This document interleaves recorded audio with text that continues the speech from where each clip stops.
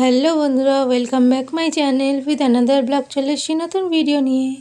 তোমরা কি ভাবছো মেহেন্দি করেছি কেন? বলছি একটু পরেই বলছি। দিনটা ছিল 23শে শ্রাবণ, 9ই আগস্ট। সবাইকে রাখি পূর্ণিমার অনেক অনেক শুভেচ্ছা। সেদিন তো রাখি পূর্ণিমা ছিলই, আর ছিল শ্রাবণ মাসের চতুর্থ শনিবার। তার উপরে পড়েছিল বিয়েবাড়ি, এই জন্যই মেহেন্দি করেছিলাম।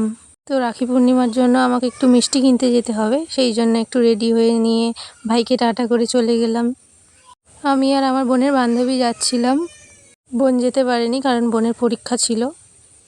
আর আমার চলার পথে তো একটা ড্রাইভার লাগবেই, কারণ আমি তো সাইকেল চালাতে পারি না। একা গেলেও যাওয়া যায়, তবে ভালো লাগে না একা যেতে, কেউ একজন হলে ভালো হয়। তো তারপর চকলেট আর মিষ্টি কিনে নিয়ে চলে যাচ্ছিলাম বাড়ির দিকে। রাখি কিনিনি, কারণ রাখি মা আগেই কিনে রেখেছিল। আগে যখন স্কুলে পড়তাম তখন রাখি পূর্ণিমা আসার আগে স্কুলের সব পকেট মানি বাঁচিয়ে রাখতাম রাখি কিনবো বলে। অনেক রাখি কিনতাম, সব বন্ধুদের বাঁধতাম। সরি বন্ধু নয়, বান্ধবী। স্কুলের বান্ধবী, গ্রামের বান্ধবী, সবাইকে বাঁধতাম। আর বন্ধু ছিল না বললেই চলে। তো তোমাদের সঙ্গে কথা বলতে বলতে বাড়ি চলে এসেছি। তারপরে স্নান করে রেডি হয়ে নিয়েছিলাম। আমার ভাইকেও স্নান করিয়ে রেডি করিয়ে বসিয়ে দিয়েছিলাম। মা ঠাম্মি বলে 5 বছর বয়স না হলে সেভাবে কোনো কিছু করতে নেই। তাই আমি শুধু মিষ্টি আর রাখি সাজিয়েছিলাম। আর ভাই চকলেট খেতে ভালোবাসে, তাই ভাইয়ের জন্য চকলেট নিয়ে এসেছিলাম। চকলেট খেতে ভালোবাসে কিন্তু বেশি খেতে পারে না, তাই ছোট্ট মতো একটা চকলেট নিয়ে এসেছিলাম। তারপরে রেডি হয়ে ভাইকে রাখি পরিয়ে দিলাম। শুভ রাখি পূর্ণিমা আমার দাদা ভাই। ভগবানের কাছে প্রার্থনা করি তোকে সর্বদা সুস্থ রাখুক, ভালো রাখুক, তুই যেন সবসময় ভালো থাকিস। তো আমার রাখি পরানোর পর ভাইকে ছোটো বোন রাখি পরিয়ে দিল।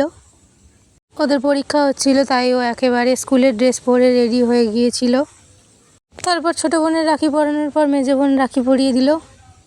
সেদিন পূর্ণিমা ছিল দুপুর 1টা 41 পর্যন্ত, তাই বোনেরা স্কুলে যাওয়ার আগে রাখিটা বেঁধে দিলাম সবাই মিলে ভাইকে। তো এইভাবেই সবার রাখি বাঁধা হয়ে গেল। তারপর রাখি বেঁধে চলে গেল স্কুলে, আর আমি আর ভাই বসে বসে ফটো তুলছিলাম। তারপর আমি আমার দাদুর ছবিতে রাখি পরিয়ে দিয়েছিলাম। তো আমি এটা প্রত্যেকবার রাখি পূর্ণিমাতেই করে থাকি। আর তোমাদের একটা কথা বলতেই ভুলেই গেছি, আমি শুধু বান্ধবীদের নয়, স্কুলের ম্যাম আর টিউশনির স্যারদেরকেও রাখি পরিয়ে দিতাম। তো তারপর আমার বোনের বান্ধবী এসেছিলো আমার কাছে, তাকেও রাখি পরিয়ে দিলাম। এর দিদি আমার বান্ধবী ছিল, আগে ওর দিদিকে রাখি বাঁধতাম, এখন একে বেঁধে দিলাম। যেহেতু আমি এখন এদের সঙ্গে ঘোরাফেরা করি, তাই এরাও আমার বান্ধবী হলো না। আর ও দিদির তো কবেই বিয়ে হয়ে গেছে। আমার বেশিরভাগ বান্ধবীর বিয়েই হয়ে গেছে। আর স্কুলের বান্ধবীদের সঙ্গে তো আর দেখাই হয় না। আজ রাখির দিনে বেশি করে ওইসব কথাগুলো মনে পড়ছিল, তাই তোমাদেরকে একটু বললাম আর কি। তো তারপর আমি রাখি আর মিষ্টি নিয়ে চলে যাচ্ছিলাম একটা ভাইকে রাখি বাঁধার জন্য। আমার যখন ভাই ছিল না তখন ওকেই আমি রাখি বাঁধতাম। ওকে আমি ফোন করেছিলাম, ও বলল আমি কিছু কাজ করছি তাই যেতে পারবো না, তাই আমিই চলে যাচ্ছি। তো তারপর আমি ওর সামনে গিয়ে ভিডিও করছিলাম, একটুও ভিডিও করতে দেয়নি, বলছিল আমার লজ্জা করে। তো আমি বললাম ঠিক আছে, আমি রাখি পরিয়ে দিই, তুই আমার ভিডিও করে দে। এই ভাইয়ের সঙ্গে আমাদের সম্পর্ক আত্মীয়তার, কারণ ওর ঠাম্মি আর আমার ঠাম্মি মামাতো পিস্তত বোন। আর ছোটোবেলায় আমি ওর বড়মার কাছে টিউশন পড়তে যেতাম, দুজনে একসঙ্গে পড়তাম। ছোটোবেলায় সবাই একসঙ্গে খেলাধুলা করেছি। তারপর আমি ওকে রাখি পরিয়ে দিয়ে মিষ্টিটা দিচ্ছিলাম, ও তো কিছুতেই নিতে চাইছিল না। তারপরে বললাম তোর জন্য এনেছি, তোকেই খেতে হবে, তাই ওকে জোর করে দিয়ে চলে আসছিলাম। এই হলো ভাই। আমাকে তো খাওয়ার জন্য অনেক জোর করছিল, আমি খাইনি। আমি বললাম যে আমার উপোস আছে, আর জোর করলো না। কি ভাবছো কিসের উপোস? বলছি একটু পরেই বলছি। তো রাখি পরানো হয়ে যাওয়ার পর চলে এলাম বাড়িতে। বাড়িতে এসে দেখছি মা ফল কাটছে। আজ যাব একটু বড় দেবতার মন্দিরে। শ্রাবণ মাসে 5টা শনিবার পড়েছে, তো লাস্ট শনিবার যেটা পড়েছে সেদিন আবার জন্মাষ্টমী পড়েছে। তাই আমরা ঠিক করেছি চতুর্থ শনিবার গিয়ে পুজো দিয়ে আসবো। একসঙ্গে তো আর দুটো উপোস করা যায় না। করা যায় না বলাটা ভুল, করা যায়, তবে অনেকটা জার্নি হয়ে যাবে না। তাই মা ঠাম্মি বলল আগেরটা করে নেবে। রোজকার মতোই আমি ঠাকুর ঘরে গিয়েছিলাম প্রণাম করতে। প্রণাম করে বেরোতে মা বলল যে রেডি হয়ে নেওয়ার জন্য। তাই আমি গিয়েছিলাম একটু আলতা পরতে। আর এদিকে আলতার বোতল খুলতে গিয়ে আমার আলতা পুরো হাতে ভর্তি হয়ে গেছে। তারপর আলতা পরা হয়ে যাওয়ার পর একটু রেডি হচ্ছিলাম, তখন ভাই হঠাৎ ফোন করে ডাকলো, কোথায় আছিস, বাইরে আয়। সবে আমি চুলটাই বেঁধেছিলাম, তারপরেই চলে গেলাম আমি। ভাই আমাকে রাখির গিফট দিতে এসেছিলো, কারণ আমি রাখি বেঁধেছি। তারপর ভাই গিফট দিয়ে টাটা করে চলে গেল। বাড়িতে ডাকলাম, কিছুতেই এলো না। তো ভাই আমাকে দিয়েছিল একটা চকলেট। ভাই জানে তার দিদি কী পছন্দ করে। তো তারপরে আমি আর এক মুহূর্ত দেরি না করে রেডি হয়ে নিয়েছিলাম মন্দিরে যাওয়ার জন্য। তো তারপরে আমি রেডি হওয়ার পরে দেখলাম মেজো বোন চলে এসছে, তাই মেজো বোনকে একটু রাখি পরিয়ে দিলাম। তারপর সব কিছু রেডি করে বেরিয়ে পড়লাম আমরা সবাই মন্দিরের উদ্দেশ্যে, মা, আমি, ভাই। আর তোমাদেরকে বলছিলাম না যে আমাদের বিয়ে বাড়ি পড়েছে। বিয়ে বাড়িটা ছিল আমাদের গ্রামেই, আমার একটা বান্ধবীর দাদার। তো তারপর চলে গেলাম মন্দিরে। গাড়িতে উঠে ভিডিও করতে পারিনি। মন্দিরে গিয়ে দেখলাম প্রথম ব্যাচের পুজোর অঞ্জলি চলছে। তারপরে চলে গেলাম আমরা পুকুর ঘাটের দিকে হাত পা ধোয়ার জন্য। তারপর হাত পা ধুয়ে চলে গেলাম মন্দিরের দিকে। মন্দিরের পিছনের দিকে একটা শিব ঠাকুর রয়েছে, এখানে আমরা জল ঢালি। এখানে আগে একটা বট গাছ ছিল, হয়তো কেটে দিয়েছে, আগের বছর দেখেছিলাম। তো আমাদের এখানে বড় দেবতার মন্দিরে আসলে শিব ঠাকুরের কাছে জল ঢালতে হয়। আমি এটা ছোট থেকে দেখে আসছি। ওদিকে পুজো হচ্ছে, তাই আমরা এখানে জল ঢেলে নিলাম। মা বাড়ি থেকে সব কিছু রেডি করে নিয়ে গিয়েছিল। তারপর যেমনভাবে জল ঢালতে হয় তেমনভাবে জলটা ঢেলে নিলাম। তারপর জল ঢালার পর আমি ধূপ মোমবাতি জ্বালিয়ে নিয়ে প্রণাম করে নিলাম। তারপর এখানে ধূপ মোমবাতি জ্বালিয়ে চলে এসেছিলাম বড় দেবতার মন্দিরের সামনে ধূপ মোমবাতি জ্বালানোর জন্য। তারপর এখানে ধূপ মোমবাতি জ্বালিয়ে নিয়েছিলাম। তারপরে গিয়ে ঠাকুরের কিছু ছবি তুললাম, কিছু ভিডিও করলাম। আমাদের এখানে মা লক্ষ্মী রয়েছে, বড় দেবতা রয়েছে, মা কালী রয়েছে। তারপর গিয়ে বসে পড়লাম। এখন একটু অপেক্ষা করতে হবে, কারণ সবেমাত্র প্রথম পুজো শেষ হয়েছে, সব কিছু পরিষ্কার করবে, তারপর পুজো হবে। তার অনেকক্ষণ পর ঠাকুরমশাই এলো, তারপর পুজো শুরু হলো। তারপর পুজো হলো, অঞ্জলি হলো, ব্রতকথা শুনলাম। তারপর হলো আরতি। আরতি হয়ে যাওয়ার পর পুজো হয়ে গেল শেষ। সরি আমার বলাই একটু ভুল হয়ে গেল, এখনও বাতাসা নুট করাই বাকি আছে। এই দেখো, বাতাসা নুট করার সময় একটা বাতাসা পুরো আমার কোলে এসে পড়েছে। তারপর হয়ে গেল পুজো শেষ, ডালা নিয়ে আমরা বাড়ির দিকে চলে গেলাম। তারপর বাড়িতে এসে প্রসাদ খাচ্ছিলাম। এই শিরুনি প্রসাদ আমার খুব ভালো লাগে। এই শিরুনি প্রসাদ বড় দেবতার হয়, নারায়ণের জন্য হয়, মা লক্ষ্মীর জন্যও হয়। তবে এই বড় দেবতার প্রসাদ খাওয়ারে অনেক রকম নিয়ম রয়েছে।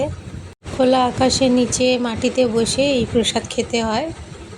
আর এই একজন আমি ভিডিও করছি দেখে একটু পোজ দিয়ে বসে রয়েছে। ওরা এসেছিলো প্রসাদ খাওয়ার জন্য। তারপরে আমি স্নান করে একটু ফ্রেশ হয়ে রেস্ট নিচ্ছিলাম।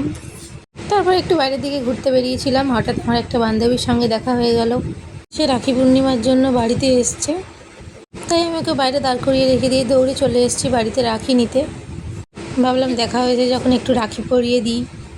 তো ও মুখ দেখাতে চাইছিল না ভিডিওর সময়, তাই বললাম তুই আমাকে ভিডিও করে দে, আমি তোকে রাখি পরিয়ে দিই।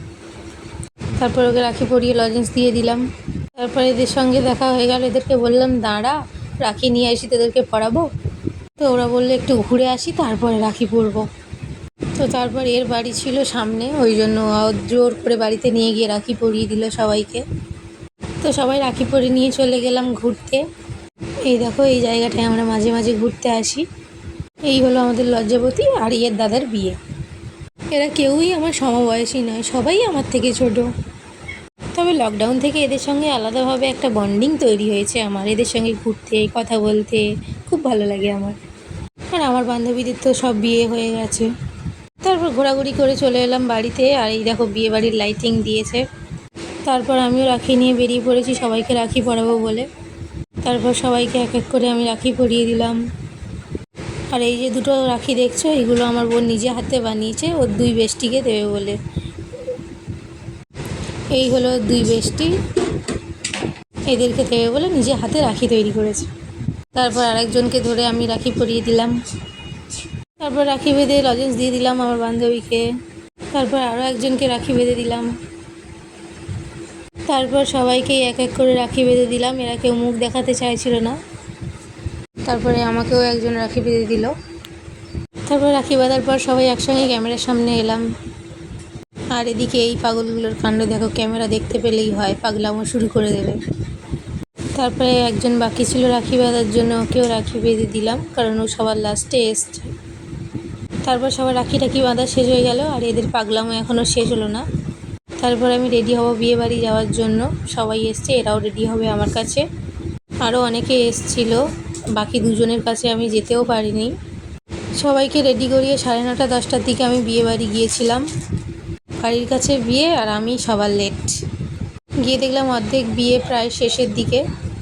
আমি গিফটটা বান্ধবীর মায়ের হাতে দিয়ে চলে এলাম। তারপর দেখলাম সিঁদুরদানের প্রস্তুতি হচ্ছে। তো তারপর আমি কিছুক্ষণ দাঁড়িয়ে থেকে চলে এলাম বাইরে সবার সঙ্গে দেখা করতে। অনেক ভিডিও করলাম, ফটো তুললাম।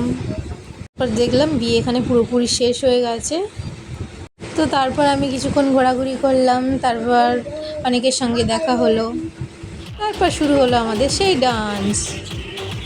তো এখানে আমার বান্ধবী ওর লেহেঙ্গার ওড়নাটা আমার গলায় ঝুলিয়ে দিয়েছে, কারণ ও নাচতে নাচতে সামলাতে পারছিল না, তাই। তারপর আমাদের সেই ডান্স হলো। তারপর আমরা নাচতে নাচতে হাঁপিয়ে গিয়েছিলাম, তাই একটু জল খেতে গিয়েছিলাম। অনেকক্ষণ নাচানাচি করেছি তাই। তারপর বাইরে এসে বান্ধবীর সঙ্গে দেখা হয়ে গেল। এই হলো আমার সমবয়সী, বাট এর সঙ্গে এতটা দেখা হয় না আমার। তবে আমার গ্রামেই বাড়ি, একটু দূরে। তারপর সবাই চলে গিয়েছিল খেতে। আমি খাবো না, তাই আমি বাইরে বসেছিলাম, কারণ আমার উপোস। তারপর দেখলাম বড় বউকে নাচার জন্য জোর করছে। আমরা ছিলাম বলে আমার নতুন বউ আমাদের হাত ধরে টানাটানি করছিল। আর আমার বান্ধবী তো নাচে না, তাই বললো তুই নাচ, আমি ভিডিও করে দিই। তাই এইভাবে ভিডিও করেছে। ও তো জানতো না, তাই এইভাবে ভিডিও করেছে।